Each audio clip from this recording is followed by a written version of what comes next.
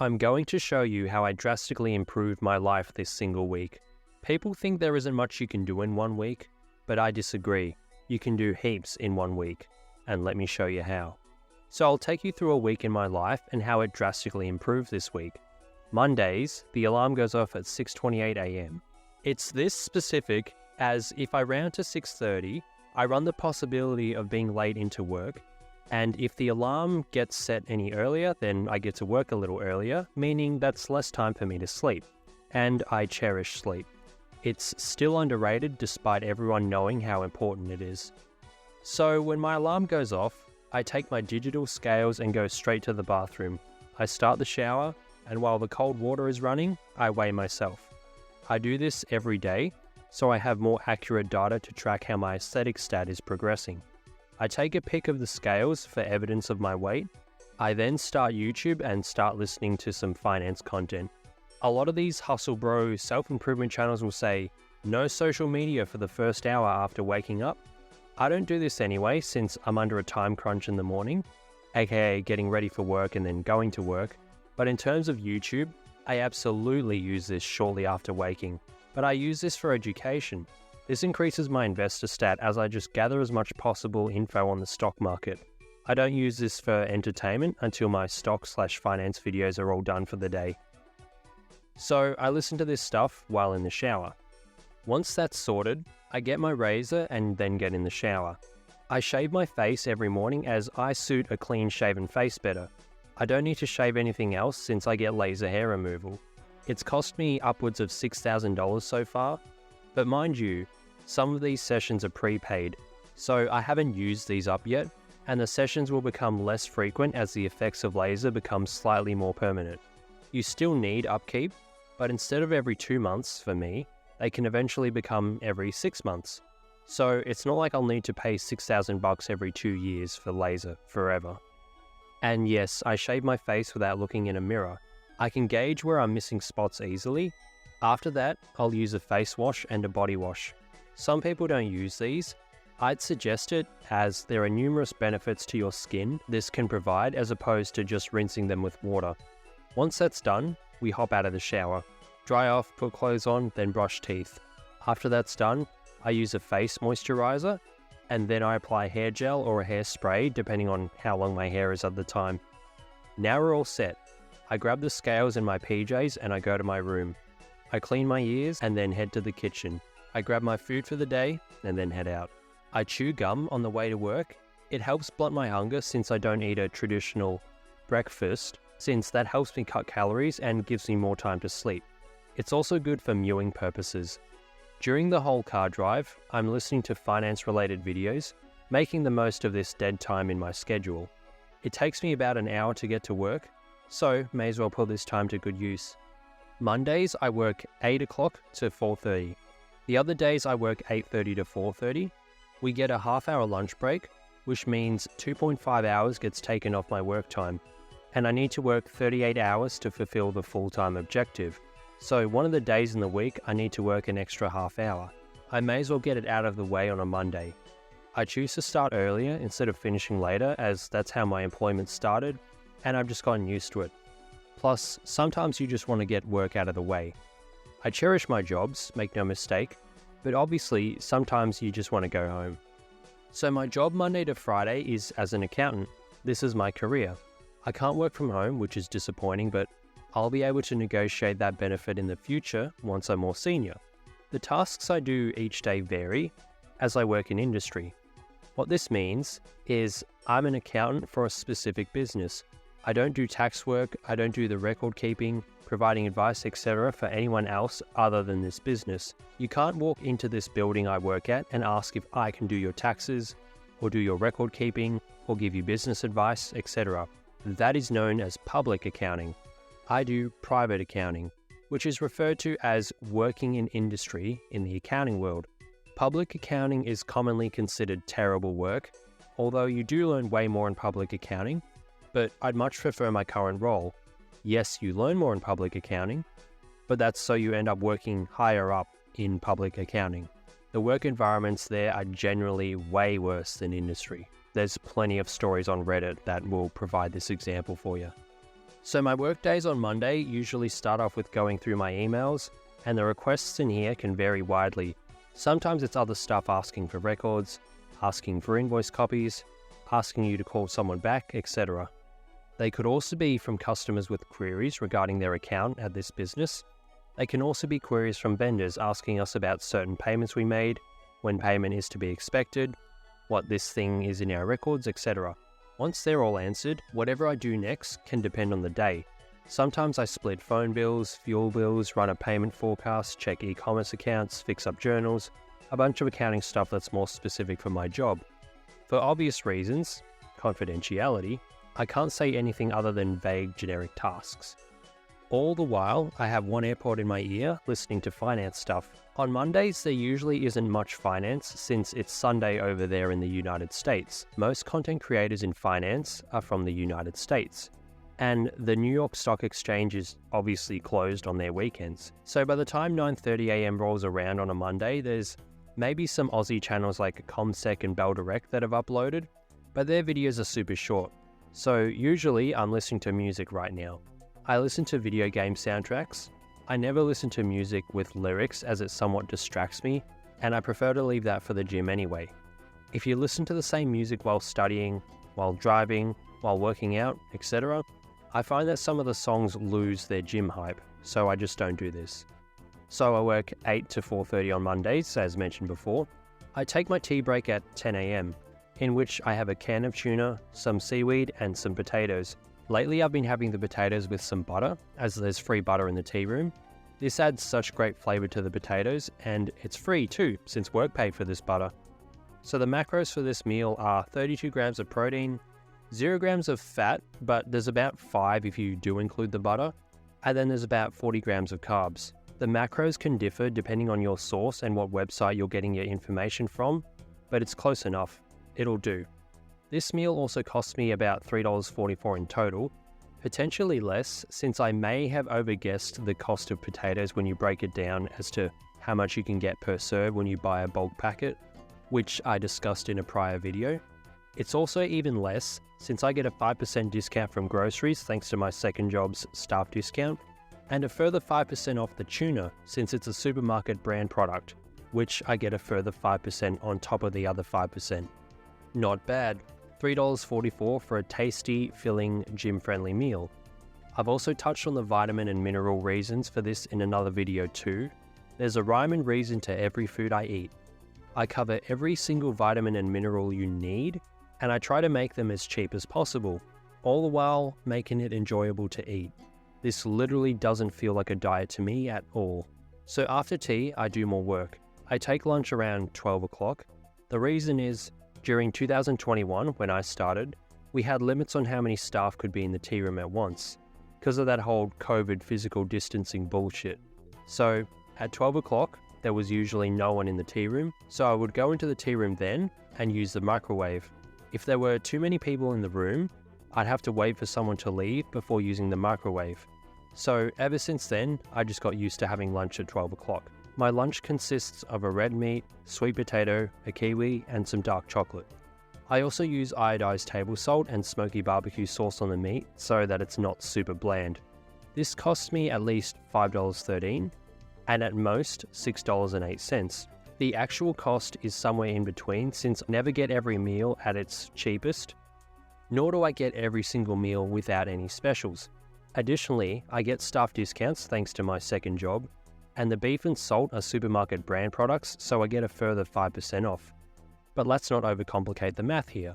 I'm showing you this as it illustrates how much cheaper it is to make your own food rather than going out.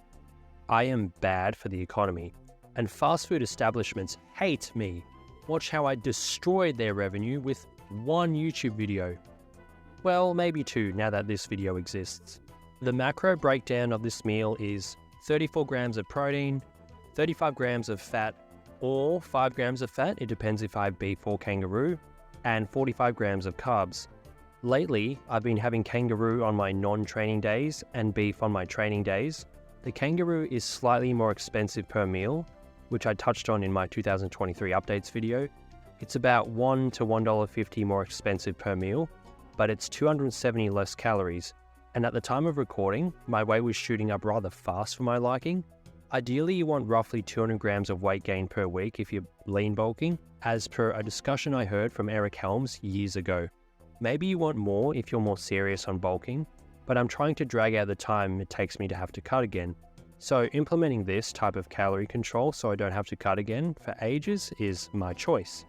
But anyway, as you can see, I'm gaining a lot quicker than 0.2 kilos per week, so I'm calorie cycling here.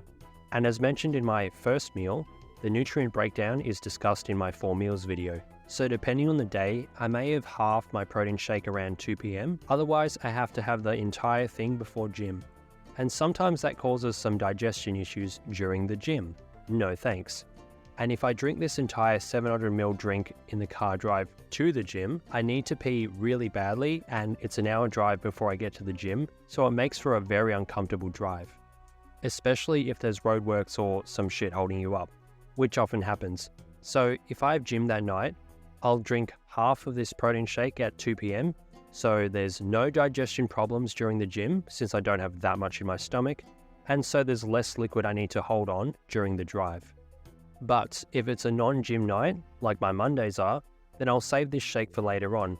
I can afford to have an entire 700ml drink halfway through my drive home, since I don't have an upcoming 2-hour gym session to get through. So today, no more food until home time. This shake cost me $1.34.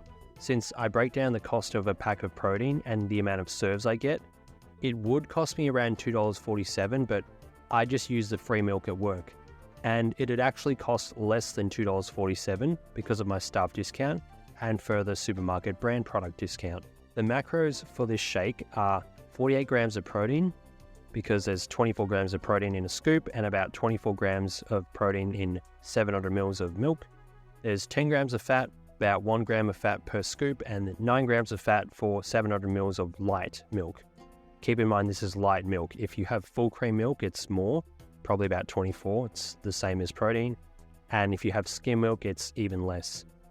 And 38 grams of carbs. There's about 3 grams of carbs for a scoop of protein powder, and then 35 grams per 700 mils of milk. Other nutrient breakdowns regarding this meal are provided in that 4 meals video. The rest of the afternoon consists of more work stuff, just accounting things.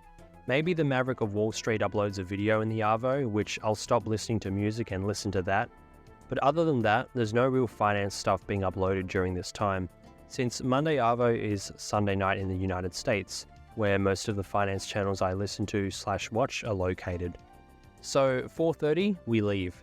Takes about an hour and 10 minutes to get home. It takes longer getting home due to the extra traffic. Since there's no finance stuff, I'll usually listen to creators like Better Bachelor or Taylor the Fiend.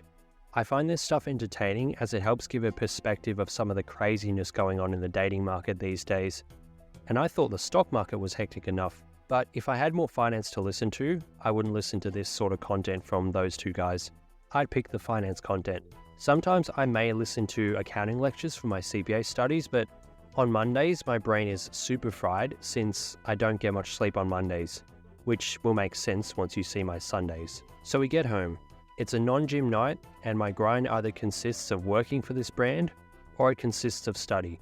Either way, just because I'm not at the gym doesn't mean I'm not leveling up my stats in the game of life. So this night in particular was a hybrid. We did a bit of both. I recorded some section of the audio for this video, and once that was done, I did some study while chilling out to some video game walkthrough stuff. I choose to record audio whenever possible on nights I have no gym, as I can't really record on nights where I do go to the gym. This is because by the time I get home, shower, cook dinner, etc., I don't have much spare time, and I don't want to grab my recording stuff and get set up in my car, only to record 5 minutes of audio because now it's time to get ready for bed.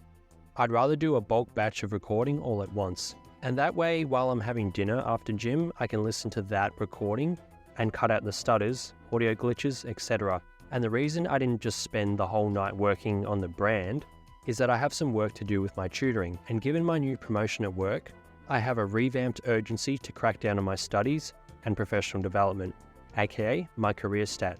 So I'll take away from my brand stat to increase this. But since we aren't super close to exams, I can still afford time to work on the brand. So around 8 PM, I'll leave the lounge and make dinner.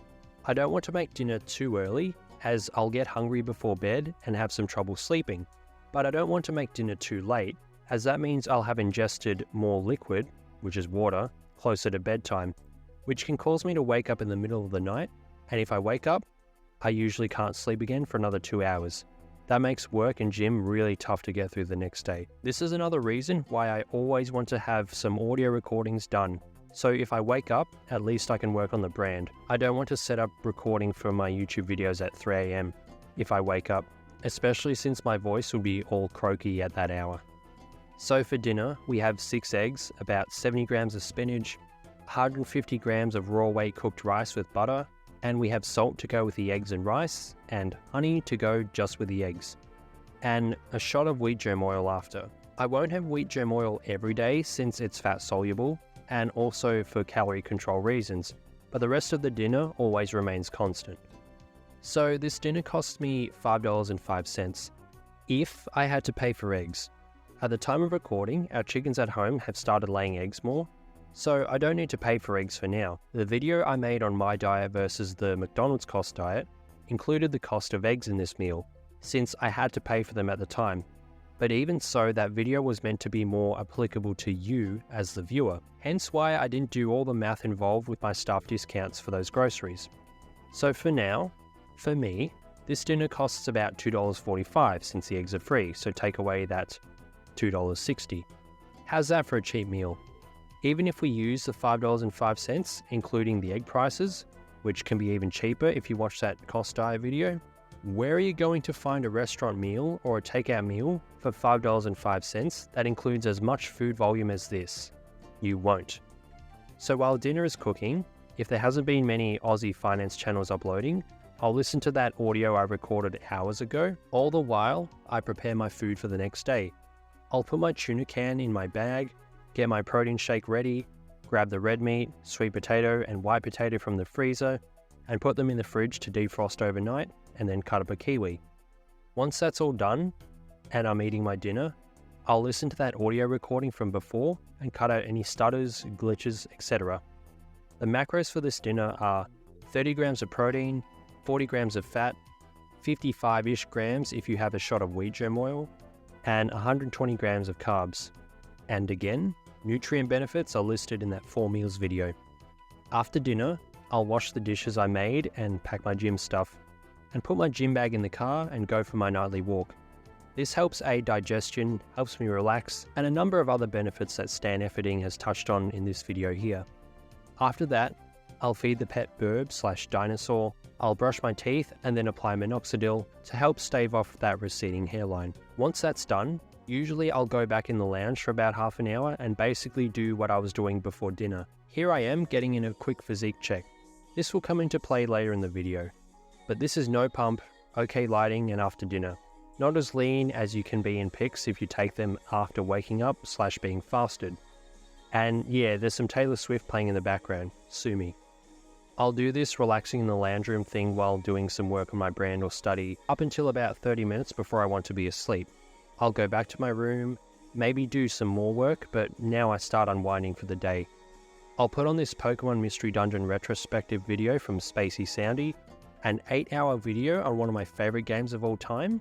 Yes, please. I've legit been watching segments from this video before bed every night for the past several weeks. Usually I'll get bored of a particular gaming / entertainment video after this long, but since this video is so long, it's basically 10 plus videos in one. So roughly 10 minutes before I want to be asleep, and once I have finished everything for the day and no longer have any distractions, such as food is all ready for tomorrow, the gym gear's all sorted, the dishes are all done, etc., aka I have no other reason to leave my room, I will then ingest a CBD gummy. About 10 to 15 minutes later, I am super sleepy. Lights out. Costs anywhere between $1 to $2 per gummy when factoring in exchange rates from the United Kingdom and shipping costs. Well worth the money. People will spend $15 plus on one drink on a night out. You could use this to have a better night's sleep for 1 week instead. The choice is yours. So let's go over the final stats for this Monday. For career, I had 1 extra day of experience in my field. 4 more of these and that's an extra week of experience. 4 more of those weeks gives me an extra month of experience. And 12 more of those months gives me an extra year of experience. After enough of those years of experience, my market rate in the job/labor market increases dramatically, meaning I am able to command higher pay from my employer or even other potential employers. Slowly but surely, my career stat is improving. I am on the right track. I am stacking brick by brick to build my city. I am adding points to the board. Additionally, I did some extra work on lectures for my CPA studies. So we're adding both career experience and professional development to my career stat. For money, since I worked 8 paid hours today instead of the usual 7.5, I made more than usual today. My gross salary is now $70,000 here at this job. So split into an hourly amount, we get $35.43 an hour. $35.43 times 8 equals $283.44 for today. As per the career stat, slowly I'm stacking money. Now be careful here since money comes and goes. It's not like I can spend my career stat and end up with nothing. I still retain the education and experience and skill set regardless of what I do, unless I get like banned from practice or something, but you have to be really negligent for that to happen. So be more careful with money. However, I have this all sorted. I'll only have more money each year from here on out. Additionally, when you include super on top of this, which is currently an extra 11% of your pay, that's a further $28.34 added to my retirement fund, which is basically a managed mutual fund. This could be considered an investment, but since I made this as a result of a job, I consider it as a part of the money stat. So in total, I made $311.78 for today. Not bad at all. For aesthetics, today I consumed 144 grams of protein, and that worked out to be 576 calories from protein. I consumed 55 grams of fat, which works out to be 495 calories from fat, and then I consumed 243 grams of carbs, which is 972 calories. So this totals 2,043 calories for today. Very low, but this is a part of my calorie control plan. The macros vary as sometimes I'll have some tea room snacks, but as mentioned, I am implementing calorie controls. So today was way less calories than usual. On the gym days, or when my weight stabilizes lower, there's no way I'll eat this small amount of calories. As for all the vitamins and minerals, we basically hit the required intake of all of them today, with the exception of vitamin E, since we did not have the wheat germ oil shot. We do have vitamin E elsewhere in our diet, but we just don't have enough of it without the wheat germ oil. But that's fine.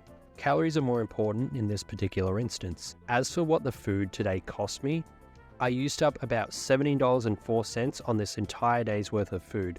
Meanwhile, you'd spend this whole amount in one takeout meal, especially restaurant meals. And even so, it actually costs me less when you consider I didn't pay for eggs, there was already rice at home, I don't pay for milk, I get 5% off all groceries and another 5% off supermarket brand products, so it's honestly probably costing me around $13 a day for these meals. How's that? $13 a day for a diet that covers all your daily nutritional requirements. You'll take that any day of the week. That's less than half an hour's worth of work at either of my jobs. I barely dented my money stat to drastically increase the aesthetic stat. A solid trade-off. For the investor stat, I listened to whatever finance content I had left over from the weekend, and since the New York Stock Exchange was shut, I had no trades. And I didn't touch commodities or foreign exchange as there was nothing super good to trade on this day. And as for real estate, that's still pending. The land is still being untouched by developers and is currently waiting to be bought by a new developer. For the brand, I recorded the audio for a new video and edited some of it. The video isn't close to being done, but we're on the right track. Soon enough, I'll have an additional video added to my brand stat. All in all, a pretty successful day if I don't say so myself. And it's only Monday. We're just getting warmed up. Okay, so Tuesday, much the same. Another weekday at the office. However, my alarm goes off at 6:53 AM since I can start work later. The timing is this precise for the same reason as Monday. Ensure I'm not late to work, but also ensure I get as much sleep as possible. Same deal. Wake up, take my scales to the bathroom, weigh myself, etc. My morning routine is the same each of these days.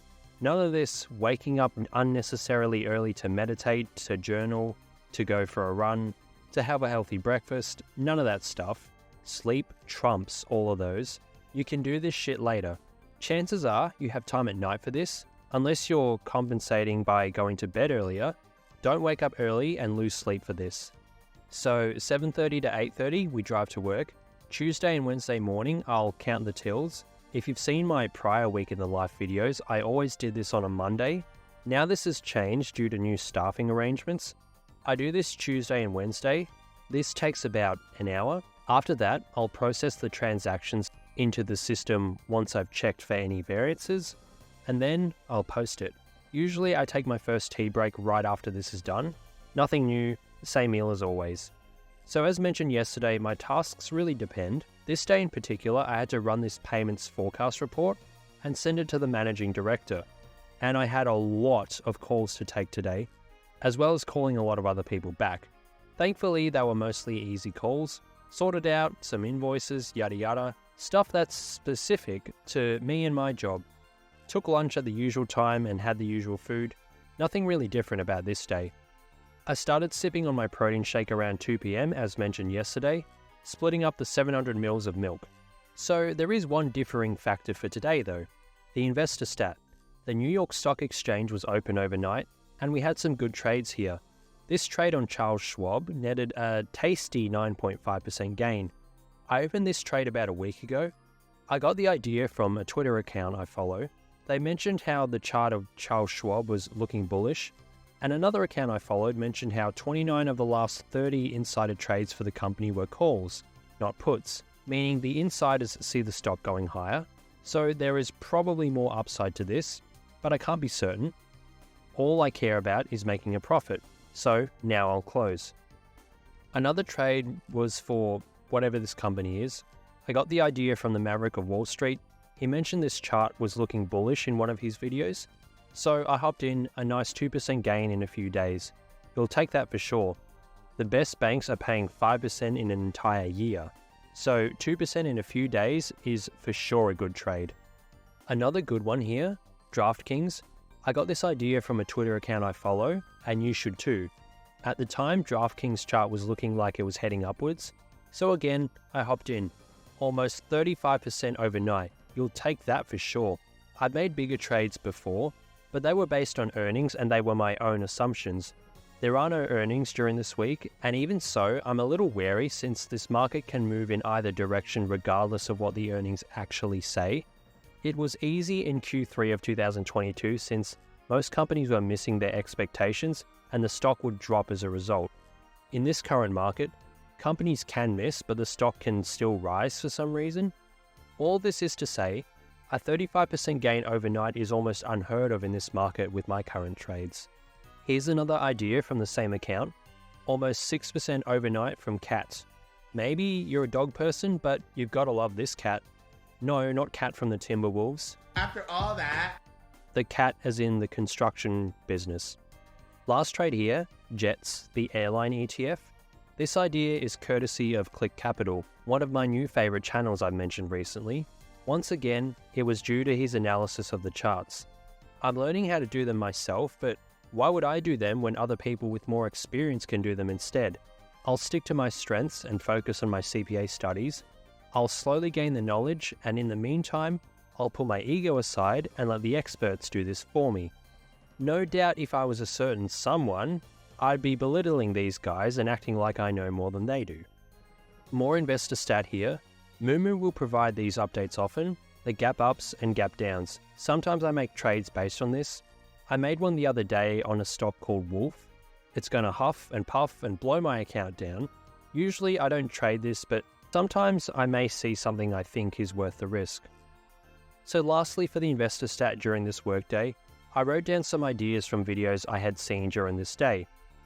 At the time, I didn't have much money to play around with since most of it was tied up in other trades, and I don't want to inject any more money into my stock trading account since that current money is earning me a solid, stable, constant return from the banks, and that literally pays for my grocery bills, thanks in conjunction with my staff discounts from my second job. Yes, I can make way more putting that in a trade, but then obviously you run the risk that the trades don't play out. These experts aren't always right. They're better than I am, but they're not 100%.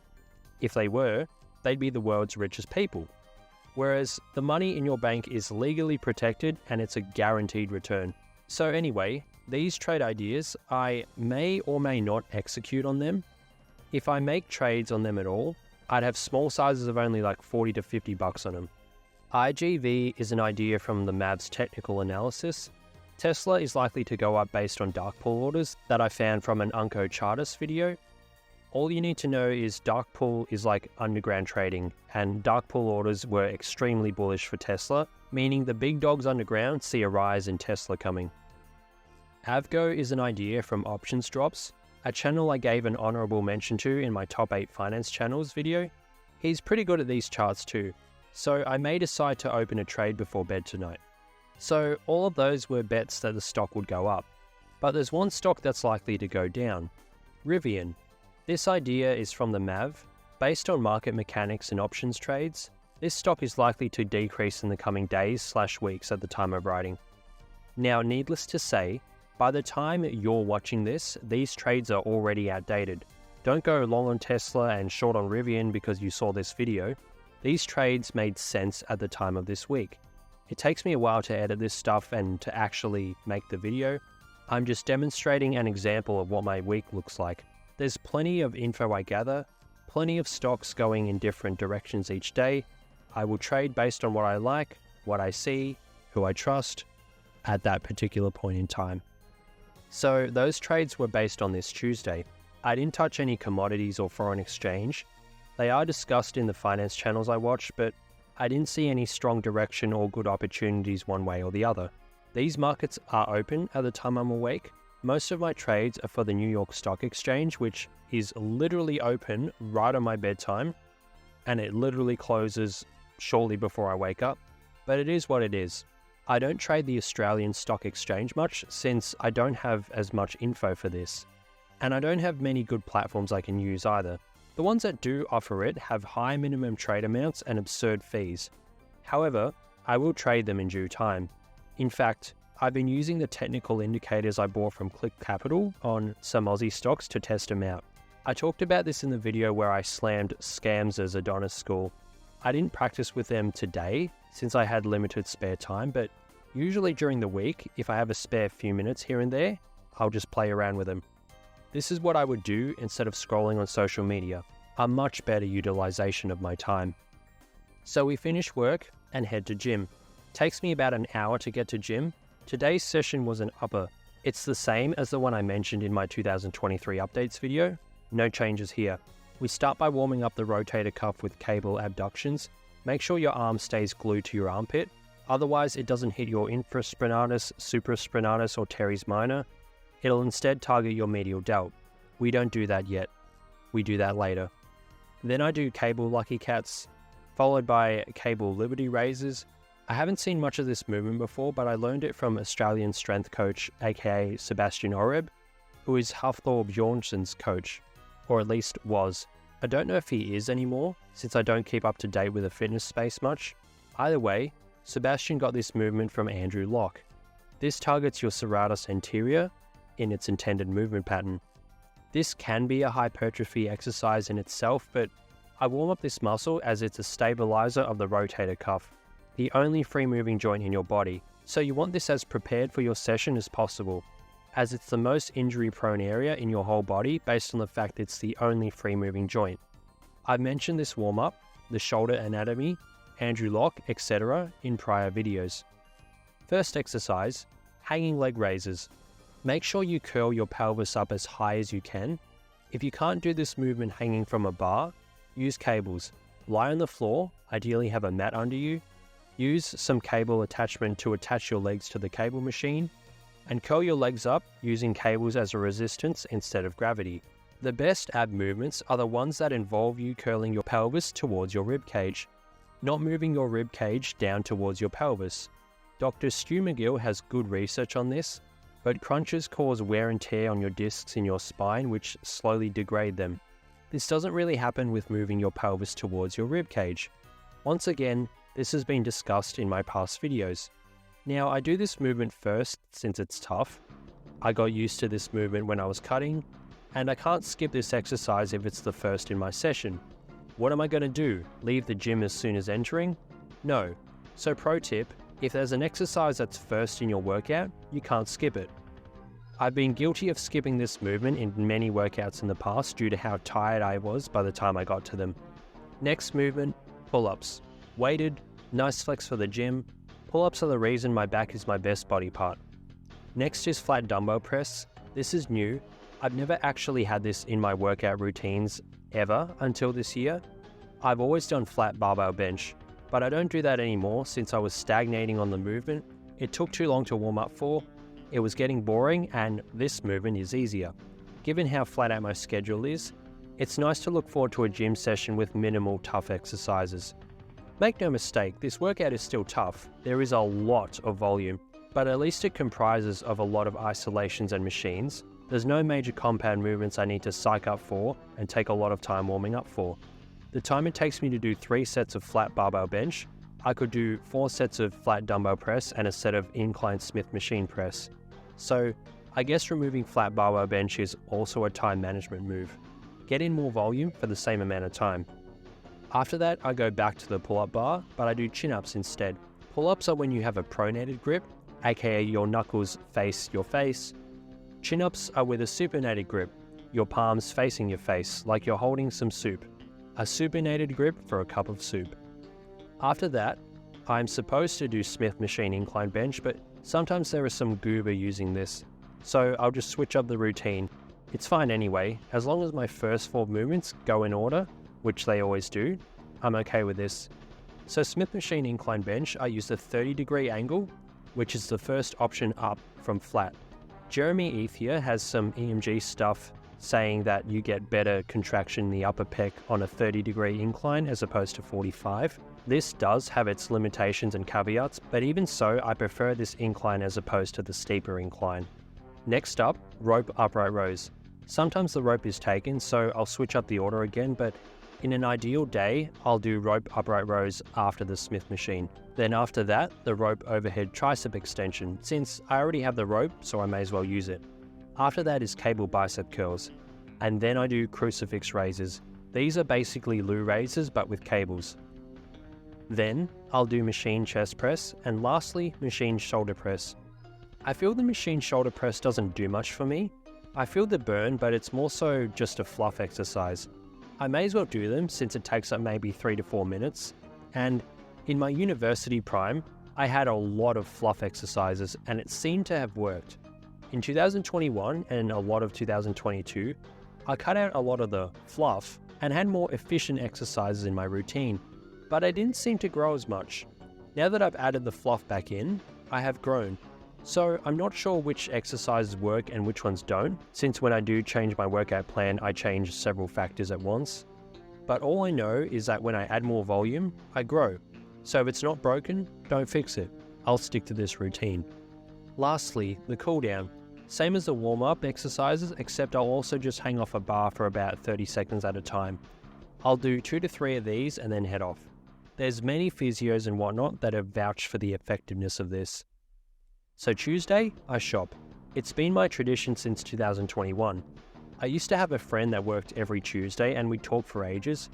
In fact, some nights in 2021, I wouldn't leave the supermarket till like 9 PM or even later, despite getting there at like 8:10.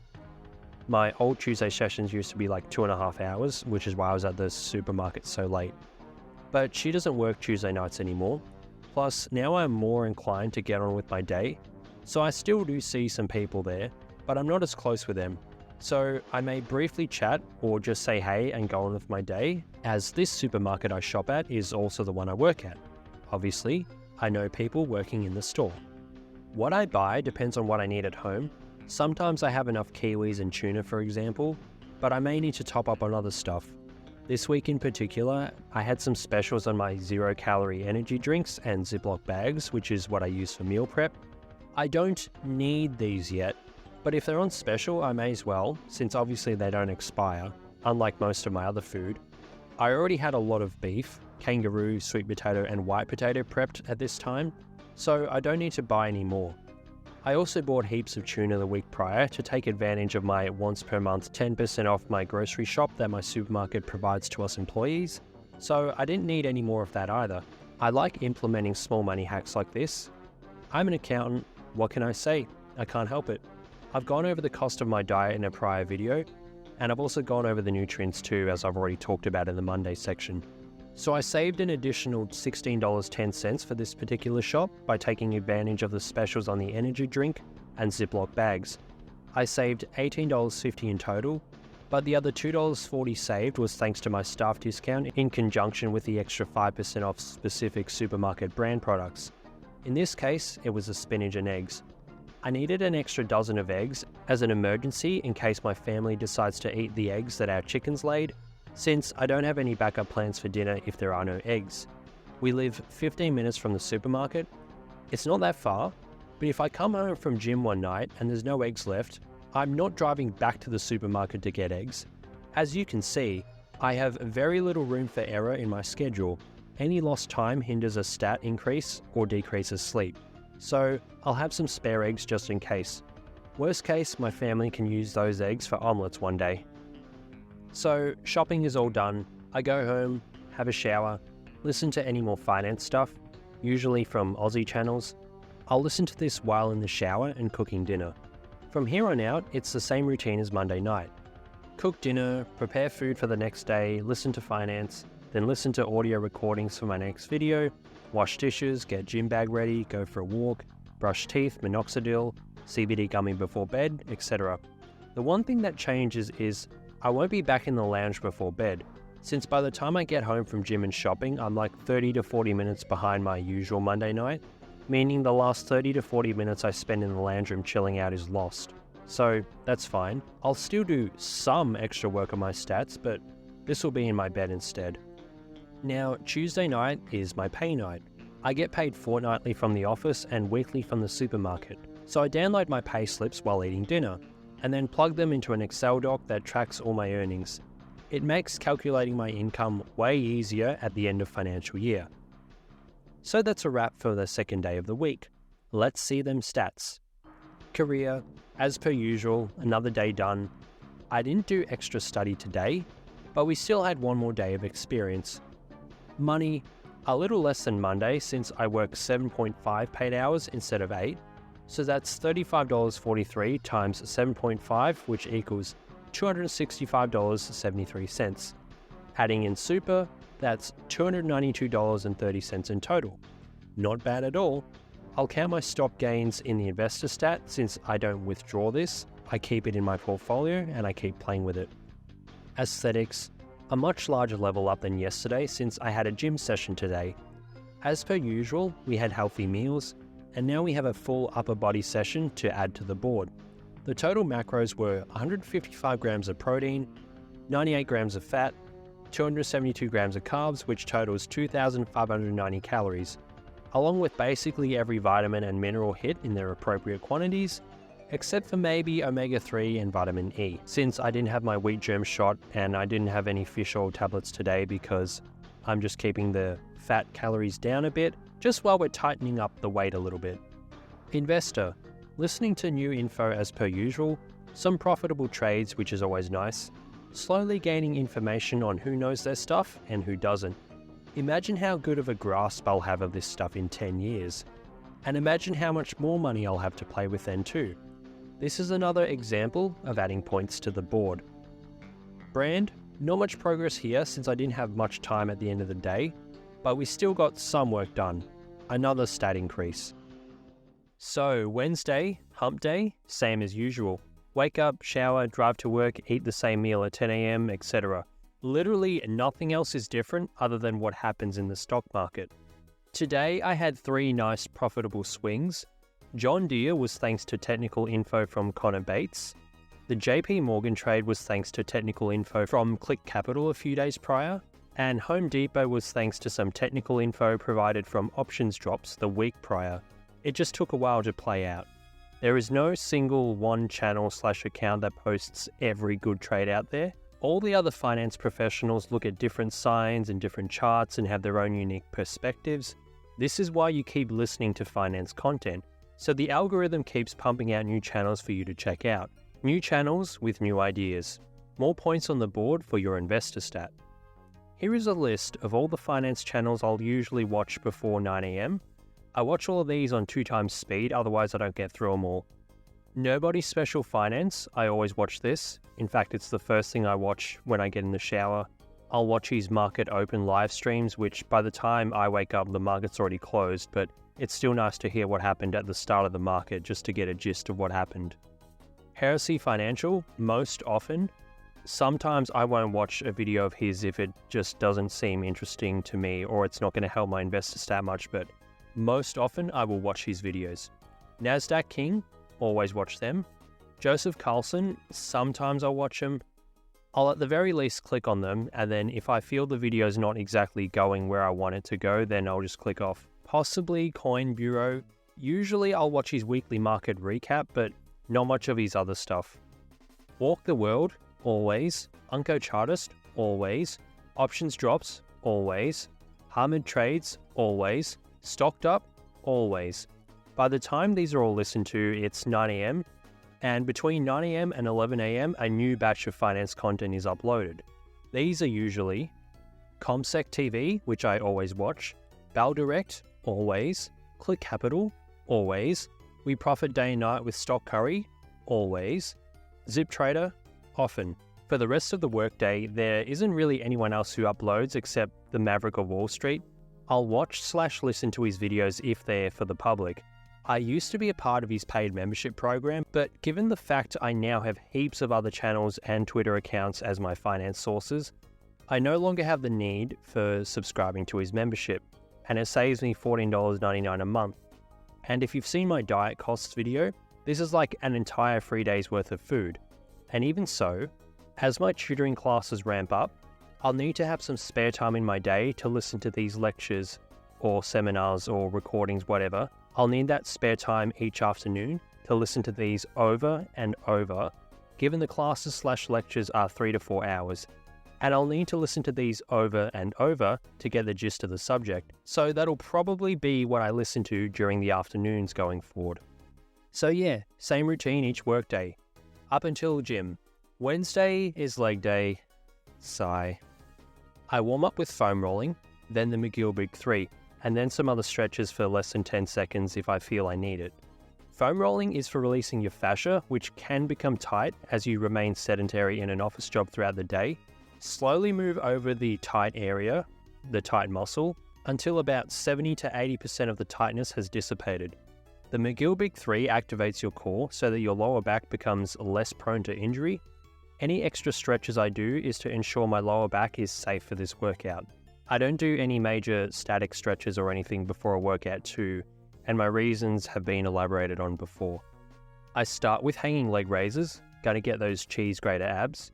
Next is stiff-legged deadlifts. It's basically my only hamstring movement other than another exercise I do near the end of the workout. I do Romanian, as if I do conventional or sumo, it takes me too long to get warmed up for, and I already spend 2 hours in the gym. I don't need to spend any more time in here.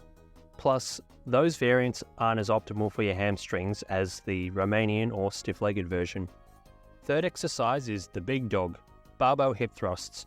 I do hip thrusts instead of the glute bridge since you get more range of motion using a bench on your back rather than just thrusting off the floor. I am pretty good at these given the fact I'm not a powerlifter, a less serious lifter, and am lean. Fourth exercise is a machine hack squat. Since I don't barbell back squat anymore, I need a leg press type of movement. That's what this is. If I did barbell back squats, once again, it would take me way too long to get ready for. We're under a time crunch here. As mentioned before, I already spend 2 hours in the gym on a leg day, so I kind of want to just get out as soon as possible. The fifth exercise in this workout routine is the machine leg press, if it's free. If not, I'll just switch up the order. Here we have another leg press type of movement, which is good because I'll need more volume for the quads. Sixth exercise is leg extensions, a nice quad isolation exercise, extra volume for the quads.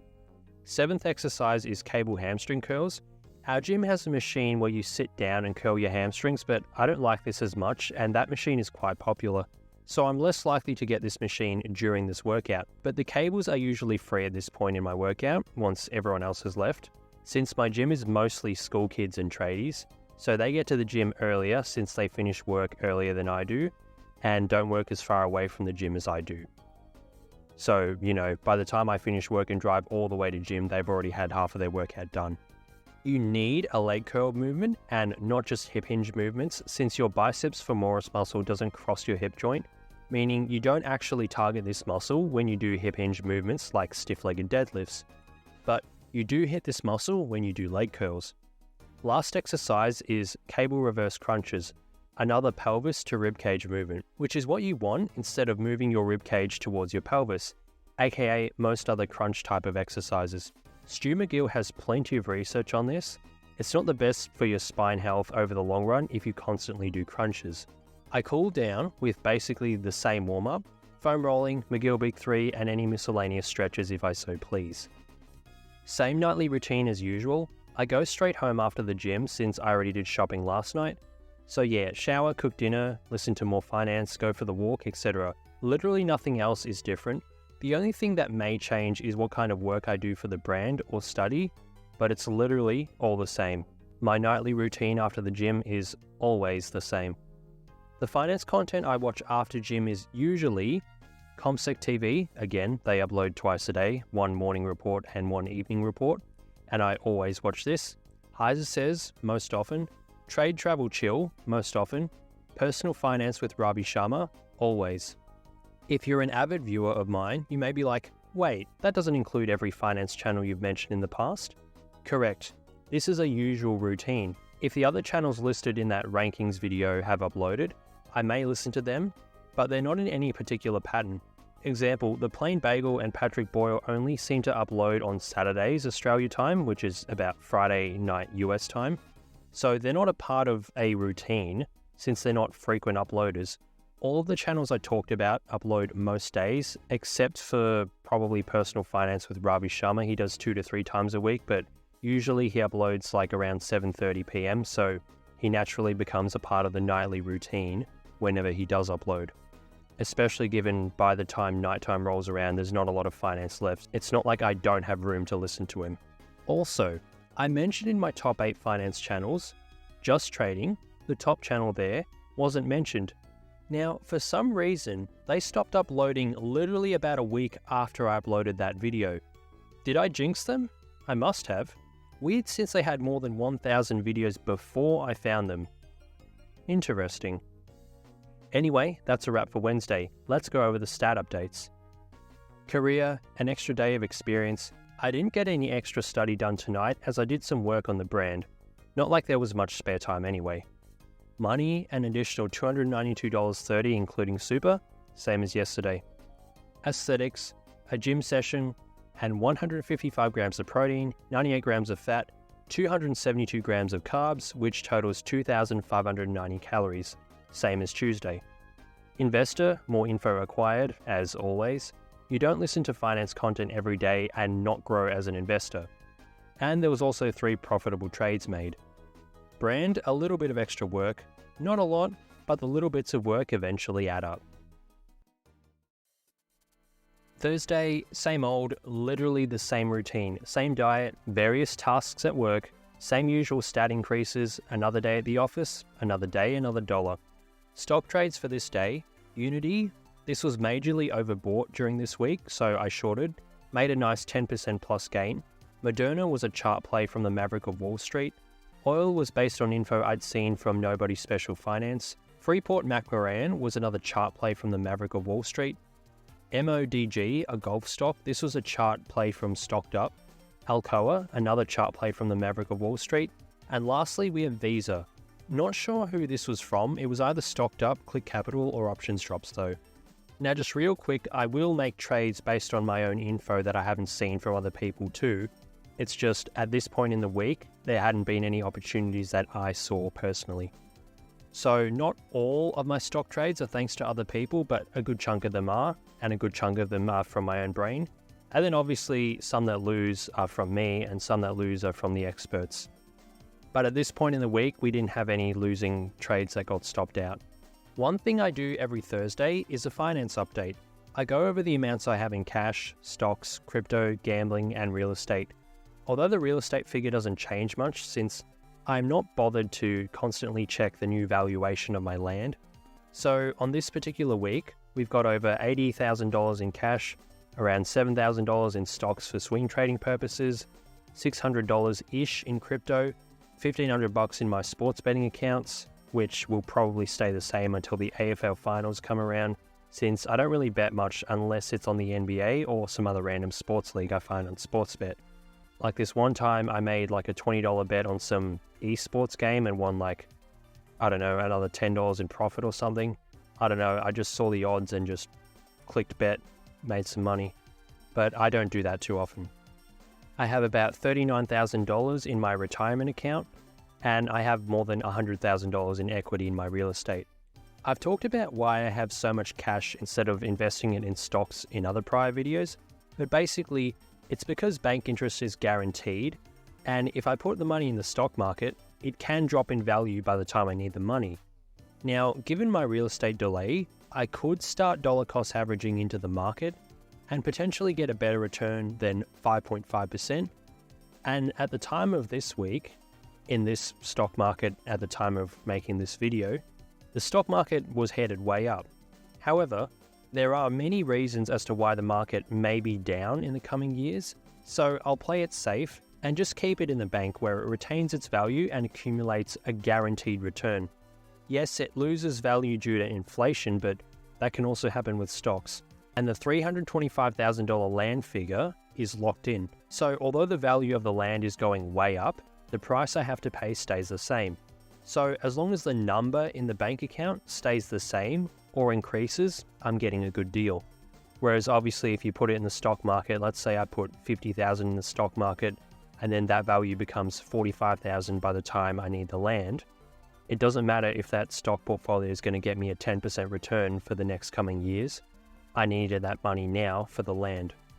So I'll just keep its value by keeping it in the bank. So the rest of Thursday involves random tasks relating to my job. So the Thursday's gym session is arms, my easiest session of the week. We start with the usual rotator cuff warm-up, then start with rope upright rows supersetted with rope overhead tricep extension. The reason for doing rope upright rows are listed in this video here. Next is the tricep pushdowns superset with cable bicep curls. Then we have 3 sets of Bayesian curls. Then we have 3 sets of unilateral standing dumbbell shoulder press supersetted with eccentric dumbbell skull crushers. Reasons for these exercises are listed in this video here. After that is the dumbbell bicep curls with a drop set. Then we have dumbbell lateral raises with a drop set. Then we have flat dumbbell press, 4 sets slowly surfing the rack down with each set. Second last exercise is wide grip cable rows. I need some thickness in the back. Width is fine, but I got that sickness for the thickness. Last exercise is captain's chair leg raises, yet another pelvis to ribcage movement. This one is easier than the hanging variants as I have the support of the backrest and those things you have your arms sit on. This workout takes anywhere between an hour and 40 minutes to an hour and 50 minutes. Depends on how much energy I have. This workout in particular only took me 1 hour and 40 minutes. I had energy today and there was heaps of reasons to show off in the gym today. As for the rest of the night, literally the same routine. Shower, listen to finance, cook dinner, get food ready for tomorrow, eat dinner while doing some brand work, go for a walk, brush teeth, minoxidil, take a CBD gummy 10 minutes before sleep time, the usual. So the stats for today. Career, another day at the office, no extra professional development though, but that'll change tomorrow. Money, another $292.30 as usual. Aesthetics, same diet, same calories as the other training days, and a whole arm session. Investor, more profitable trades and much more knowledge acquired, as we do every day. Brand, a little bit of work done for some future videos, adding points to the board for the brand. Friday or Fry-yay? Top 10 questions science can't answer. Literally the same routine as the other weekdays, except sometimes I'll skip the potato meal and swap full-fat beef mince for kangaroo as a part of my calorie control plan to keep my body fat in check. Other than that, the usual shit. Tea break and a lunch at the usual times, listening to finance stuff until there is no more content, then I switch to video game soundtrack music for the rest of the day. Today, we had a profitable trade on Zillow though. I got this idea from MooMoo. Each day, they send a notification about gap ups and gap downs in stocks. Sometimes I make trades based on this information, so this trade is thanks to MooMoo, the sponsor of today's video. I'm just kidding, they don't sponsor me. Sad reacts in the chat. Hopefully one day, but I've allowed notifications for them so I get news on the stock market through them sometimes. Today, I had to sign a form regarding my land purchase. If you saw the 2023 updates video, you'll know my land development is being delayed. So I had to sign this form for the conveyancer for legal reasons. So as mentioned on Thursday, my sticker price remains at $325,000, yet the land itself is worth at least $425,000 now. And by the time 2025 comes around, which is when the land should be ready, it'll be valued above $500,000 most likely, but I still pay $325,000. I've talked about this time and time again, but get into real estate ASAP. It's not going to get any more affordable, especially if you live here in Australia. Well, at the very least, I think it's not going to get more affordable. Obviously, don't go and take a massive loan for real estate based on what you heard here. Go and check out real estate related channels to see what's going on in the real estate market in your region. So I do the usual work, yada yada, literally like the same office day, like I'm an accountant, there's not obviously going to be something that different every day at work, you know what I'm saying? So after all that, home time. Once I get home, we record more audio for upcoming videos. As the prior audio I recorded on Monday is all edited, I'll record some more audio now while I have the time. After that, I head inside, start editing that audio, and once that's complete, I'll put together some images for an upcoming video. After I've done enough on that, I'll switch over to studying. My tutor has some questions coming out for us soon, so I need to get prepared. The rest of the night is basically the same routine as Monday night. No shower necessary since I didn't have gym. I'll cook dinner around the same time, have the same walk, do the same sort of work for the brand while eating dinner, getting food ready, minoxidil, back in the lounge room once I'm done, etc. Same as Monday. So let's tally up the stats for Friday. Career, 1 extra day of experience, and a few extra mini seminars complete. Slowly, we are progressing towards that CPA qualification. Money, an additional $292.30 as per the other days. Another day, another dollar. Aesthetics, 2,152 calories consumed, as I reduce the calories today as a part of the calorie control program. This also allows room for more calories on the weekend, which you will see shortly. Investor, 1 profitable trade, and once again, more general stock market information. Brand, recordings are done for another future video, and images are all sorted for an upcoming video. At this point, we're about halfway done with the making of a video. Now we need to collate them all together, add transitions, add in stock videos whenever I'm talking about something irrelevant to the image on screen, so that it keeps people a little bit more interested. So not bad, we should have a new video done in about a week from this point. So Saturday the alarm goes off at 6:50 AM instead of 6:53 AM. It's a little earlier since I get petrol before work on Saturdays, so this costs anywhere between $80 and $90 to fill up lately. A decent dent in the bank account. It's the price I pay for choosing to live at home instead of moving out. Petrol is quite expensive, but it's still substantially cheaper than rent. Although I am also paying for this in a time cost because of the time lost by commuting so much. But it is what it is. Example, if I rented, I could be 20 minutes away from work. Instead, I am an hour and a little bit. So by renting, I could save an hour and a half per day in commuting, for example. So after filling up my car, I drive another 2 minutes to the supermarket. It's quite literally across the road, but by the time you drive out of the fuel station, drive down the road and then turn around back to the supermarket, it takes about 2 minutes. So then we start work at 8 AM on a Saturday morning. Many full-time workers are having a nice sleep in right now, relaxing. That's your choice, more power to you. But I have the opportunity to work on the weekends, so I will seize it. I'll go over how much I earn from working on the weekends later on. So a typical Saturday goes something like this. Walk into the store, clock in with the WorkJam app, go see the second in charge because the main manager's not in on Saturdays. We have some brief small talk and I ask where we're at for the day. Usually the Friday night staff didn't do everything that they were meant to, which is fine since we have enough staff on Saturday to catch up. I start off with fixing the meat section. This takes between 1.5 hours to 2 hours, and after that, I'll have my first tea break. Now, my supermarket diet is different to the office diet. I don't have any white potatoes on Saturday for tea. Instead, I'll have 4 bits of toast with butter, a much higher caloric amount. But it's fine since as long as my weekly average calories don't rocket up too much, we will be fine. I have the tuna first, however, and after that, I'll have toast and butter. I also don't have seaweed in this meal either. I can get enough iodine from the salt anyway, and as long as I still have the seaweed on the other days of the week, I'll be fine. Also, not that this matters that much, but skipping seaweed meal saves around $1.18 a meal, as mentioned in the diet cost video. And this toast is free, obviously, so it's also somewhat a money move. The macros for this meal are 36 grams of protein, which consists of 28 grams from the tuna and 8 grams of protein from the 4 slices of bread, 25 grams of fat, yes it's a lot, there's a good amount of butter that I use, and 76 grams of carbs, which consists of approximately 19 grams of carbs per slice of bread. The macros here might be off, as work doesn't write off the exact same brand of bread every time, but usually it's around this. There's a type/brand of bread they sometimes write off for staff amenities that has like an extra 50% of calories for each slice of bread. It is a very thick slice of bread. On the other hand, they sometimes have a thinner and smaller type of bread.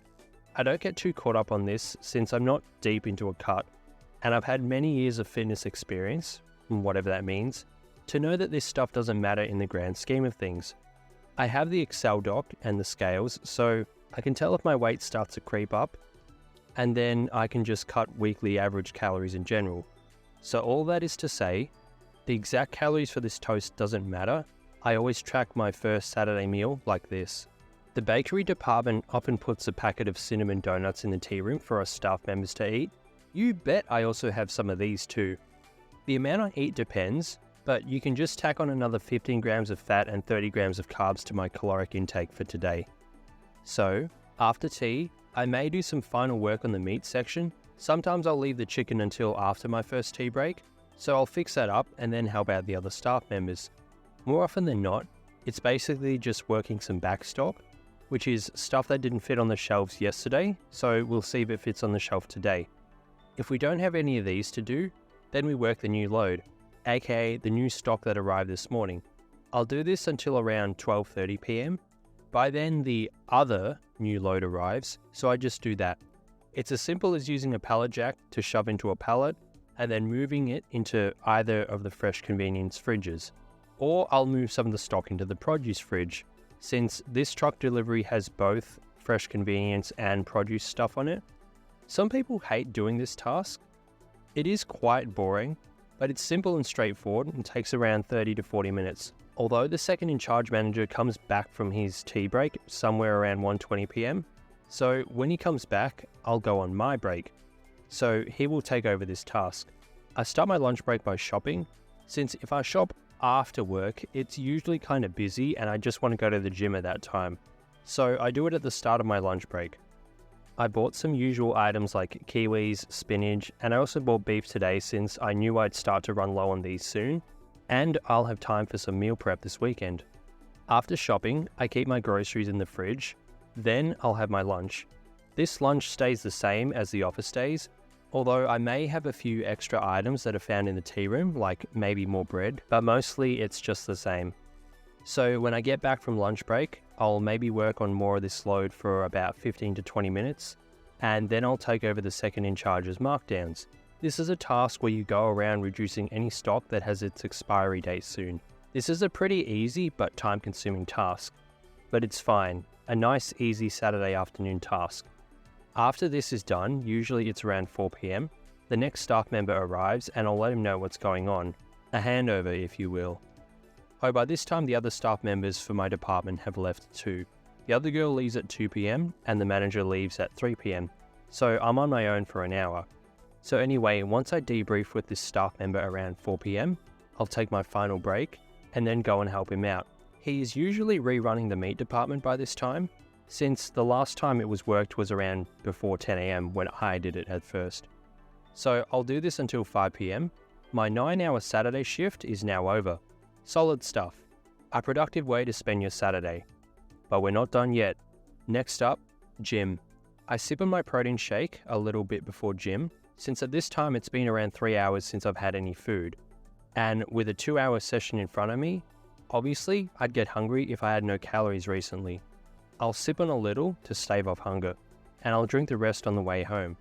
The sips before gym don't upset my stomach, since I'm not having much, and most of this workout is machines, which doesn't cause me any issues. Saturday night is upper night. We start off with the usual rotator cuff warm-up. Then we do the hanging leg raises. Same exercise I start the Wednesday leg day off with. After that, we have a Smith machine incline bench. I haven't had a night where this was taken when I needed it, although lately there has been some other gym goers around on a Saturday night. But if they do need the Smith machine, it seems they're either on it as soon as I'm in the gym, meaning by the time I get around to my final set of hanging leg raises, they're off that machine, or they need that machine after I'm done with it. So after Smith machine incline bench, I go back to the pull-up bar and do some chin-ups. After this, it's machine time. I do 3 drop sets of machine chest press, then we have 3 drop sets of rope upright rows, then 3 drop sets of wide grip cable rows, followed by 3 drop sets of cable bicep curls, then 3 sets of tricep pushdowns, another drop set, followed by 2 drop sets of crucifix raises. Every single movement here is one I've done in my Tuesday or Thursday workout. These movements have been quite effective for me lately. There is no reason to do any other movements other than to prevent the routine from becoming stagnant and boring, which hasn't happened yet. So this takes anywhere between 1 hour 45 minutes to 2 hours. The 15-minute buffer depends on how I'm feeling. On days I feel I have more energy, it takes me much less time. On days where I am super fatigued, it takes me 2 hours. Never any more time than that, but the 15 minutes extra is spent on rest time between sets. Yes, my energy levels make this much of a difference. The fatigue you get from working a full day at an active job is much different from a full day at the office. So after that, I take my groceries from the mini fridge in the gym. Thankfully, the gym has this, otherwise I have to get my groceries on another day, or drive home then drive back to gym. Unnecessary time added to my schedule. So we head home, shower, some more finance stuff since I usually have some stuff I haven't finished listening to yet. Since I can listen to these at the office, but I obviously can't do this at the supermarket. So I'll listen to finance in the shower as usual, although some channels I watch will upload on a Sunday night US time instead of Friday night US time, meaning they upload on Monday morning instead of Saturday morning Australia time, which works out perfectly for me since I have less time to listen to finance stuff on weekends since I can't work with an AirPod in my ear. I did this for several weeks at the supermarket on Sunday night since the duty manager works in the other aisles where I don't work, but I made the idiotic mistake once of walking to the tea room with my AirPod in, and I walked right past him, and he came back to my aisle/area 5 minutes later and told me off. So now I don't do this since I just don't want any beef at work, to be honest. I don't want that smoke. But anyway, point is, more work on the finance stat is required. We then start cooking dinner once the shower is done. What I also do some Saturday nights is I also cook my red meat. So I start that up while cooking my usual dinner. Admittedly, it's somewhat a nuisance. I've had a long day, like I always do, but I'm a different kind of tired on a Saturday night. And I just want to eat food and go to bed. But now I need to constantly walk outside and check on some more food, but you gotta do what you gotta do. I either do this Saturday night or I'll do this Sunday morning. And it's kinda easier to do it on a Saturday night, but other than checking on the food, there is nothing else different about the dinner time here. Same food, getting the same foods ready. After dinner, I'll go for that walk. Usually by the time I get to walking, the food is all cooked, so I'll let it cool down while I go for a walk. I do the usual stuff like burp feed, brush teeth, minoxidil, etc., but I'll also now have splitting up the meals after this. I split the red meat into around 150 gram packets, put 2 in the fridge if I plan on eating it in the coming days, and the rest go in the freezer. Lastly, for the day, we have a nice flex in the room. Nice to see some good progress even without a pump. Now let's check those stats, boyo. Career, nothing here. The supermarket job is not my office job, obviously. And I didn't do any extra study as the only extra work I did was related to the brand, and this was maybe about 20 minutes before bed. Money. So I get paid differently on Saturdays. My rate per hour at the supermarket on a Saturday is $31.41 an hour. We also get cold allowance on top of this, which is an extra 34 cents an hour. So adding these together, it's around $31.75 an hour. I worked 9 hours, but my hour lunch break is unpaid. So that's 8 paid hours times my hourly rate equals $254. Adding the 11% superannuation rate, that's $279.40. Not bad at all for a Saturday. This is my reward for utilizing my weekends for a second job instead of throwing in the towel on Friday afternoon. There's still work to do in my eyes. Aesthetics, a higher volume upper session added to the board, alongside 155 grams of protein, 130 grams of fat, and 360 grams of carbs, totaling 3,230 calories. If you're confused about where these calories came from, it's due to additional donuts, more toast, and other snacks in the tea room. I don't have a set dietary diary to adhere to during my supermarket shifts, since they always have random foods. It may seem odd considering I implemented a calorie control plan on Monday and Friday, but if I cut calories from more than those 2 days, I will probably drop way too fast. So I can't cut too hard. Plus, it's not like I had 4,000 plus calories today. My caloric intake is only around 400 to 600 above my estimated maintenance calories. Nothing too excessive. Investor, a profitable short on XRP, a cryptocurrency. At the time this had a major rally and I'm like, nah, this is too hard, too fast. I shorted this and made a profitable trade. I didn't mention this at the start of the day, but I closed this trade after getting out of the shower. Alongside this, I continued to listen to stock market information. We continue to keep learning. Brand, a little bit of work was done on the next video. Slowly but surely, we are getting closer to my next video being done. This is my only sleep in for the week. I sleep in as much as I feel, although usually I only lie in bed for only 10 minutes max. I can't help but to get up and get stuff done. If I didn't cook Saturday night, I'll cook Sunday morning, getting this kick started early. But today, I don't need to cook, so I just started off with editing more audio for my next video. I do this for about an hour before starting breakfast. It's the same as my usual dinner, except no rice, I have cereal instead. All the while still listening to audio and working on the brand. The macros for this meal are 48 grams of protein, 35 grams of fat, and 87 grams of carbs, totaling 855 calories. This is all I'll eat until my tea break at work. I may have something light at home if it's available, but nothing is set in stone. Much the same with my Saturdays. My supermarket days have a rough structure, but it's not very solid, unlike the weekdays at the office. Live a little, and as already discussed, it's not like it completely derails my gym progress. No big deal whatsoever. After this, I go for a walk, then back to working on my brand. I do this in the lounge in front of the Switch with some video game stuff on in the background, like my usual Monday or Friday nights. Shortly before work, around 12 PM, I'll have a shower and get ready for work. I leave home around 12:35 and drive to work. I allow extra time since I take a different route to work. It's slightly longer but much less traffic. Sometimes with the extra traffic around midday on a Sunday can cause some issues at intersections and whatnot, so I avoid this by taking a different route to work.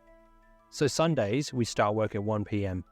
I used to start with a milk fridge, but lately it's just been doing the dairy load, which is the stuff I do around late morning / early afternoon on Saturdays. Quite simple.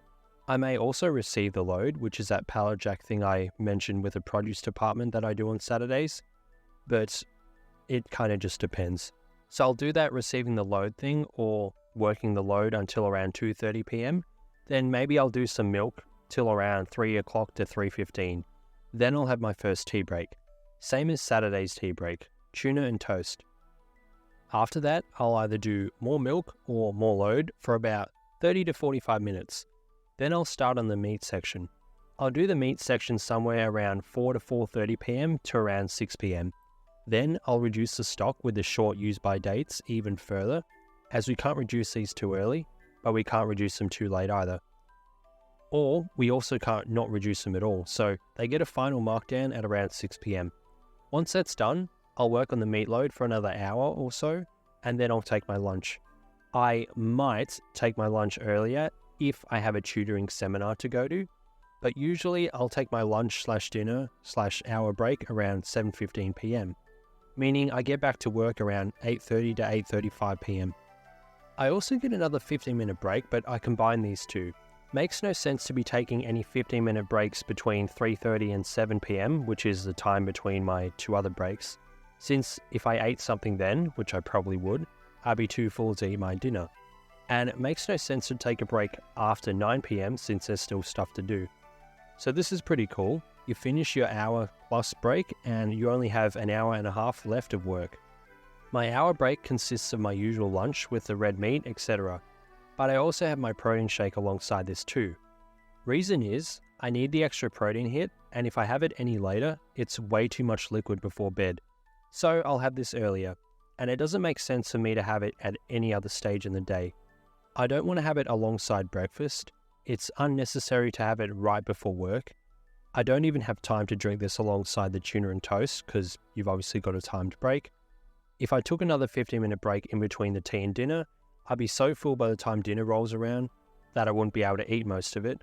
So it's just more logical to have this alongside the dinner.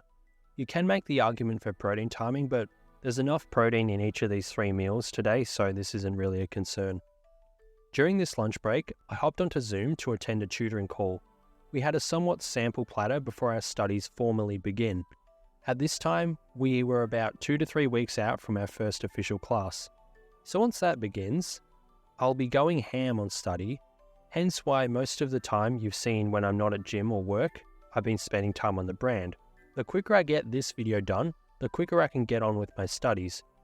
In an ideal world, there would be more of a balance, but the way I operate is, if I start going ham on study too early, I'll burn out before the exam comes around, and if I try and spread out the work on my video, I may not get it done in time before my exam comes around.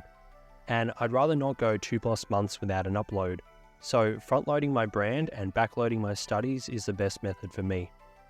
Once the break is done, I'll do the final temp checks for each fridge in my department for the day, then I'll work on whatever else needs to be done. More often than not, my section is done before I go on lunch, but sometimes I still have some stuff to do. If not, I'll help out the other staff members with their section, which is usually the dairy load, which involves things like yogurts, cheeses, sandwich meat, flavoured milk, coleslaws, pasta salads, etc. I'm usually the only one that works until 10 p.m, the rest leave at 9:30 p.m. at the latest, so I'm there to make sure everything is fixed up. There used to be 3 of us until 10, but the other 2 girls dropped to casual, meaning if they work Sundays, they only work around 3.5 hours instead of 5. They probably end up with the same pay anyway, since casual rates are higher than part-time, but their hours aren't guaranteed and they don't get sick leave or annual leave either. So one other task I do is floor sweep. You basically just use this giant-ass broom and walk up and down every aisle in the store, picking up dust and loose bits of cardboard. This job is done by a different department each day, and Sundays is for fresh convenience, my department, so I ensure this is done before I leave. I try to do this as close to home time as possible, otherwise I run the risk of leaving loose bits of cardboard in the aisles I work in. This is such easy shit. It takes 10 to 15 minutes depending on how slow you want to move. We love ourselves a supermarket job, hey? So 9:55 p.m. comes around. Usually by now, I have everything fixed up, but I'll do final checks to make sure that no cardboard was left in the fridges, since they're supposed to be crushed. Nothing is left on the floor, because obviously if you leave cold stock out overnight, that's a lot of money that the store loses. I'll make sure the cool rooms look okay, temp checks are all sorted, etc., and then I'll start leaving. I don't leave at 10 p.m, I usually leave a few minutes earlier. No one is going to tell me off anyway, and who cares? I clock off around 9:58 p.m. most nights, and walk back to my car. The feeling of finishing a supermarket shift at night is somewhat nostalgic for me, since it takes me back to year 10, year 11, year 12, and the uni days, where most of my shifts were night shifts. There's something that hits different about leaving work when it's nighttime. I get a nice feeling leaving work late in the afternoon/early evening, like most of my days of work, but there's just something different about finishing work at night. It's a fantastic feeling I can't describe, but I feel a massive sense of accomplishment. Even though I just worked another day, I do this every day. But this makes me feel great. Anyway, enough reminiscing, time to go home. I go home, shower, get my kiwi and protein shake sorted for the next day, get my frozen food ready to defrost, then jot down my calories and write in my diary. I do this every night. I haven't mentioned this yet, but I do this every night before bed. I jot down the calories I ate for the day, my weight for that morning, and then a couple lines in the diary. Usually there's nothing exciting, but I do this in the case where something is exciting. Something I do exclusive to Sundays is this weekly summary. I jot down the hours/days I worked, which is usually the same. I jot down gym sessions, how long I spent in the gym, and I do the same with study and my brand. I have 2 columns for extra work, which refers to laser hair removal, dental, Botox, or anything of the sort.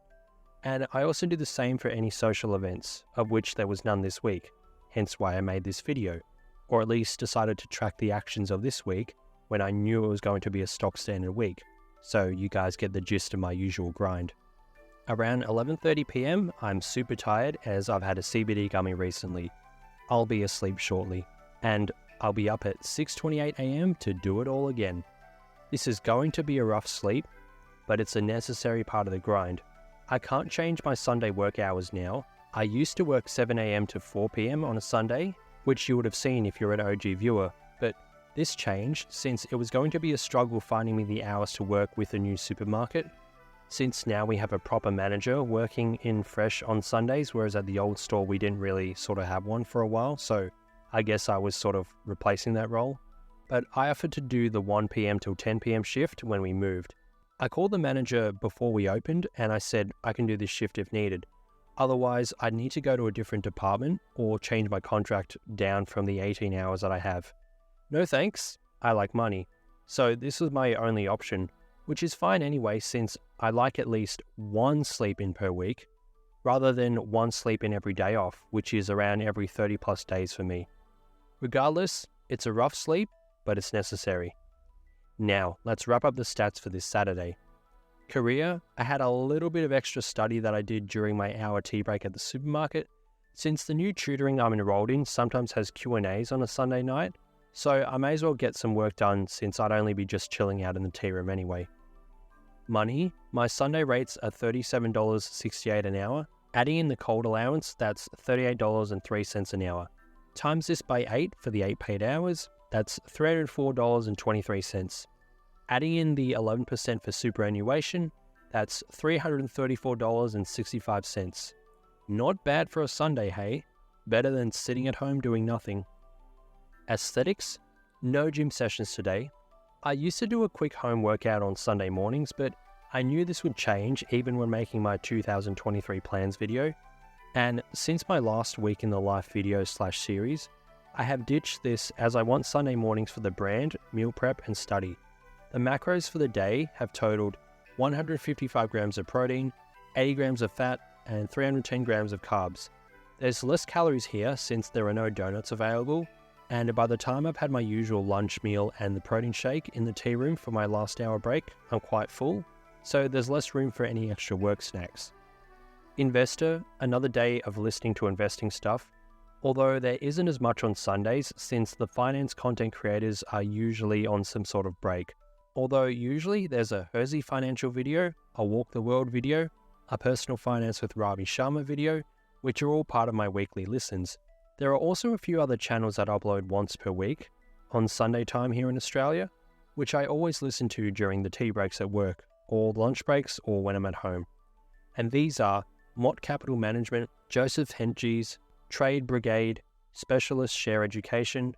These guys usually upload only once per week, although Trade Brigade does live streams before the market opens each day. However, I am ready for bed during this time, so I usually won't watch this since before bed. As you know, I like switching off from the real world and just chilling out with video game stuff on YouTube. I also watch The Traveling Trader. I forgot to mention him in the Wednesday section, but I'll watch him when he uploads. However, he usually isn't a daily uploader, but he is consistent like Ravi Sharma. So there's a tidbit for you if you've made it this far into the video. I've given you even more good sources of finance information. You're welcome. Brand, a lot of extra work, a few hours of total work for today for the brand, all before work. I am now much closer to having a video done than yesterday. So that's a wrap. 7 days straight of consistent work. Let's summarize. For my career stat, I had 5 extra days of experience, some extra lectures finished, and some extra work done for my tutoring. This is adding points to the board, getting some experience points for the career stat. A very productive week for this stat. Money, I made $2,095.05 this week. Pretty solid for a 26-year-old. I know there are some others who make way more than me at an even younger age. Not to make excuses, but they likely live in more favorable demographics, such as the United States, and they may have had some help from their wealthy parents, for example. I know many others haven't. Kudos to them. I never said I am the best and make more money than everyone ever, but given my circumstances and location, this is pretty unordinary for my age. And not to mention, as you've seen this week, obviously my life doesn't revolve around work. It's not as if I spend all my time working. I do heaps of other stuff, as you've seen. It's not as if my goal is to totally maximize the money stat. Aesthetics, 4 gym sessions done, and we averaged around 2,602 calories per day. This is what I mean by caloric control. By cutting my calories down for 2 non-gym training days, despite being loose on the calories during the supermarket gig, which provides heaps of free food, I can still have an appropriate calorie range. As you can see here, this caused my average weight to drop this week from the week prior. Exactly what I was after. Another week of this and I'll have reversed some of the unnecessary weight gain from the past few weeks. And then we can resume the bulk. No further caloric controls required. Investor, we made several profitable trades. It was a good week in the market, no major losses, and, as always, adding points to the board. I now know more about the stock market than I did last week, especially last year. Holy moly, the amount I've learned since then is crazy. Additionally, the extra exposure to the algorithm allows my YouTube feed to feed me more finance channels, which is what I mentioned in my top 8 finance channels video. The algorithm can feed you some gold mines you would never have found otherwise. Brand, we recorded a lot of audio, fixed a lot of audio, and gathered images ready for the production of another video. Substantially more work completed on the brand than last week. Adding these all together, it was a pretty successful week. As always, points on the board for every single stat in this game of life. Individually, you may not be like, this was a good week. More work can be done here. But when you consider everything, how I managed 4 great gym sessions, some study, work on my brand, the money I made, etc., you realize this was a very productive week. This week has drastically improved my life. I am substantially further ahead in my goals, in my projected plans, than I was this time the week prior. I added so many points to the board, and I will continue to do so. I have an end goal in mind. It's quite far away, but we are slowly but surely getting there. This week has gotten me much closer to that goal. At the end of this week, my life is at its peak. I have never been this close to my end goal or this accomplished ever. And each week, my life will reach a new all-time high. As long as I keep this up, I am still going forward. Let's zoom out a little and run through the stats for my career. I am currently an accountant. I am 4 out of 6 subjects completed towards my CPA exam. My job title has room to progress, and I am yet to achieve that elusive designation of CPA. Each of these productive weeks gets me closer to that goal than ever before. For money, I earn about $111,000 per year. Pretty solid for my location, cost of living, etc. This will potentially be upwards of $121,000 next year, but that's something I've mentioned before. However, it is a goal to work towards. But for now, working these productive weeks upholds this $111,000 income. If I was to stop the grind of both jobs, I'd lose this 6-figure club status. For aesthetics, I'm in pretty good shape. Probably nothing that's going to get me a fitness sponsorship, unless it was for a smaller brand, but this is nothing to complain about, especially when you live in countries like the United States, United Kingdom, or Australia, where the obesity rates are really high due to the lifestyles around this area. If you live in fitness hubs like Los Angeles, Houston, the Gold Coast, etc., perhaps it's easier to be fit since you have more influence in your life relating to fitness, such as your close friends and family. But my family isn't about the gym life. They're not unhealthy, but they're not aesthetic. Same can be said for many of my friends. I, of course, have some fitness friends, but a significant majority of my friends don't care for gym.